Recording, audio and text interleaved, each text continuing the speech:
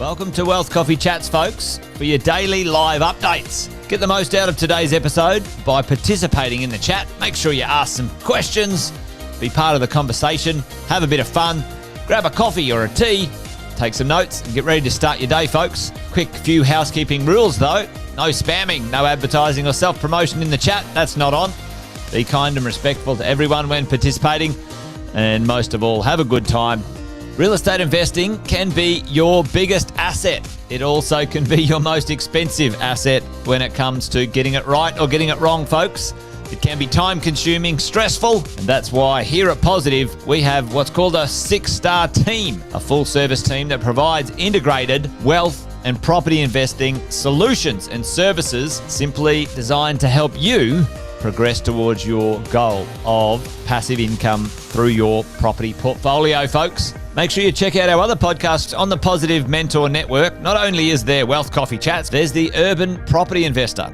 Drops every Wednesday with straight talking investing strategies and lessons with Sam Saggers. Property Investor Tales. This is where our clients, you guys, share real life stories from property investing, hosted by some of our advisors and strategists.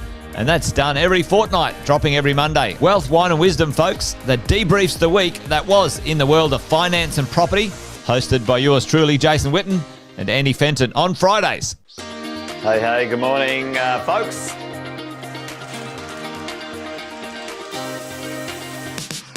Good morning, everybody. Welcome to another Wealth Coffee Chat. Hope you're well, folks, wherever you are.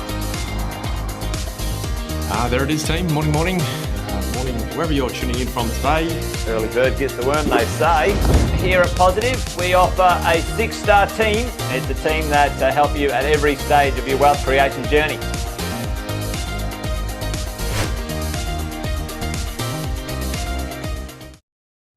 General advice disclaimer. The information provided and made available through this podcast does not constitute financial advice.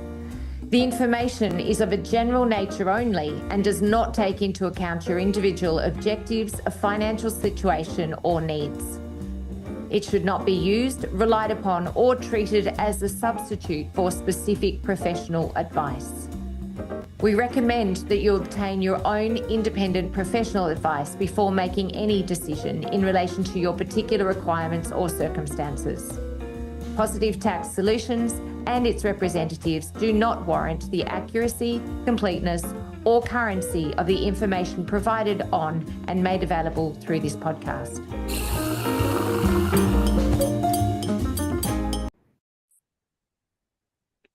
Good morning, everyone. It's Anthony Wolfenden, Tax Financial Advisor. It's Wealth Coffee Chat time, and we're here to talk a little bit about taxes. And so what I thought I'd share today is some views on principal place of residence, sales, capital gains tax, exemptions, and some exemptions to the exemption that you might want to be aware of. This might be the first part of 2 parts to discuss this because there's a lot of content here. As you're probably aware, when you purchase a principal place of residence, i.e. you purchase a home with the intent of moving into it, and you do in fact do so fairly soon after you've purchased, that asset, handled and managed correctly, is not subject to capital gains tax when you sell it. And there's a bunch of rules around that. If, as an example, you live in that home, you might purchase it. I've got an example that I wanted to work through. In 2014, and you were to live in it the whole time, and you were to sell it in 2025, maybe you purchased it for $500,000 and then you sold it for 1.2 this year, that's a gain of $700,000 on paper, minus some closing costs and some commissions and things that you would have to pay along the way, but roughly $700,000 you'd made. You would keep all of the proceeds. There's no capital gains tax paid on that transaction.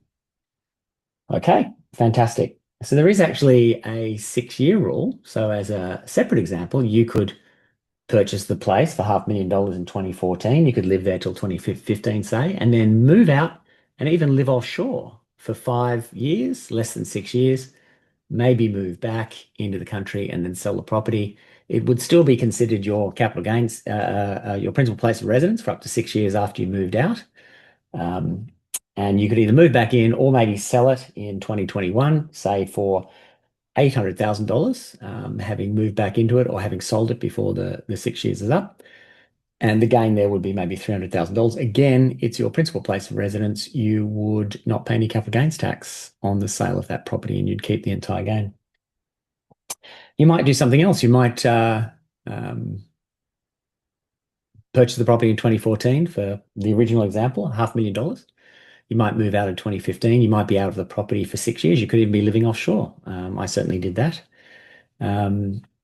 You could run the exemption out. So you've been offshore for 10 years. I did that. You could move back to Australia and you could sell the property. In this case, you're resident in Australia. It was your principal place of residence first full year. It's counted as your principal place of residence for the next 6 years. And then after that, the capital gains exemption runs out. You would pay tax on the gain from the 7th year. After the 6 years have run out, maybe the property is worth $800,000 at that point. You'd sell it again in 2025 for 1.2. You would pay capital gains tax on the sort of last, 5 years of ownership, whatever the value increase was. We'll call it nominally $400,000. And that income, that gain, would be discounted and then added to your taxable income and taxed at marginal rates. So if you were earning absolutely no income on the $400,000 nominal gain, you'd pay an average of 14% if you had no other income at the time. And so that'd be about $56,000 in tax, capital gains tax, plus the Medicare levy, 2%. If you had a fairly high income from other sources, then the total capital gains tax would be 50% discount multiplied by the highest marginal rate, 47%. It would be 23.5% of whatever the total gain was. We're counting $400,000 here. So that means your tax total paid on a gain of $400,000 at the back end, you're living here, you're selling the property, moving on, will be somewhere between sort of $56,000 for the income tax portion, and at the upper end, sort of $94,000, 56 to 94 on a total gain of 400, meaning somewhere between 14 and 23.5% of whatever you made in total. All reasonable. You keep over 3/4 of the money that you made, and you're only paying capital gains tax on the back end when it's not your principal place of residence. Now, here's where it gets really interesting. Let's say you have exactly the same scenario. You purchased the place in 2014 for $500,000. You lived in it for a year and then you moved out. Maybe you went offshore, as we mentioned in the previous case. But your choice was to remain offshore. So you blew through the period you lived in it. You blew through the 6-year principal place of residence, 6-year rule. You continued to rent the property out for another 5 years after that, and you decided to sell the property in 2025, just as we had in the previous example. But in this case, you were living overseas. You hadn't come back. You weren't resident in Australia. You were living, working, and having your lifestyle in another country. Some very interesting things happen that non-residents should be aware of. The first is, living offshore, you're subject to non-residency income tax rates that start at 30% on $1 earned. So there's no discounted tiers of income and thus capital gains tax below 30%. The second thing is, rules have changed, and non-residents, even if they own a property individually, even if they're Australian citizens, but they're non-resident in Australia, you do not have access to the CGT general discount of 50% for owning an asset for more than 12 months. And then just to really kick you in the pants, non-residents don't have any principal place of residence exemptions at all. 3 things come back to seriously bite someone who's a non-resident. No discount on the rates of income tax below 30%.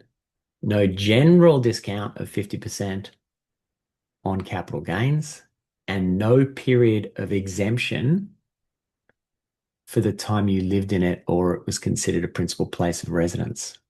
So what does that mean? Well, that means the gain is the difference between what you bought it for and what you sold it for. Sold it for 1.2, bought it for $500,000. That's a $700,000 gain. So the gain's big. It's not discounted. You pay a minimum of 30% on it going up to top marginal rates. And you do it from the beginning to the end because there's no period of principal place of residence exemption or anything else. So in this case, on that property that was your home, you're living offshore, on a total $700,000 gain, the tax for capital gains would be $290,350. But there's no Medicare levy because you're not resident. So there's a little bit of a saving there. So what that means is being non-resident has increased the tax at the minimum amount of tax payable in this case has gone up by almost $200,000. If you remember the previous example, the capital gains was between 14 and 23.5% on just the last part of ownership, meaning you might pay tax of $56,000 to $94,000. In this case, capital gains tax is $290,350. So there's about $200,000 extra tax because you're non-resident when you sell, as opposed to coming back and being resident instead. So what should you do if you're a non-resident? Number one, be very careful owning assets in Australia. Number two, certainly plan before you sell them. Capital gains tax is triggered when you sign a contract to sell, not when you get the proceeds. And number three, if you've made a massive gain, maybe you should move back here and be tax resident, again, not when you settle, but when you sign the contract. And it's the residency, it's not where you're living at the time. You must be considered tax resident at the time you sign the contract for sale. So you can't just move back and go, I'll live here the next 6 months and I'll sell the property today. That probably wouldn't pass muster. But the consequences are massive. So I share that so you can make good choices. This is interesting. There's also some interesting things that go on with capital gains tax in the last house you live in before you pass, and that will be a subject for another day. That's it for tax time this week in Wealth Coffee Chats. Happy owning, don't sell non-resident. Thanks for watching another episode of Wealth Coffee Chat, folks. Make sure you like, subscribe, and turn on your notifications so you never miss a thing when we go live. Improve your portfolio and investing game, folks, with Wealth Coffee Chats live every morning at 8:10 each weekday. Make sure you join us. Previous episodes are also available wherever you get your podcasts, folks, as well as our other podcasts from the 6 Star team here at positivementor.com.au.